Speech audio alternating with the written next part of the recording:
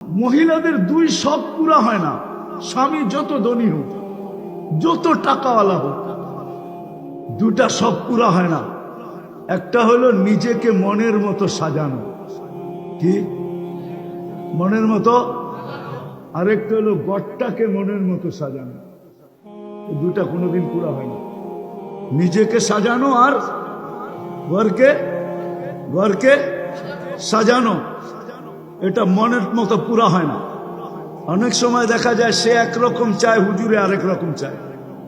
হইল নি পুরা? হইল না, ঠিক না? সে একরকম চায়, স্বামী আরেক রকম চায়, হইল নি পুরা?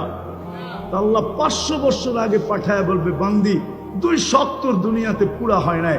একটা হলো নিজেকে মন মতো সাজাইতে পারিস নাই, আজকে সাজাবে, ফুলদের থেকে 1 লক্ষ গুণ বেশি রূপসী হবে।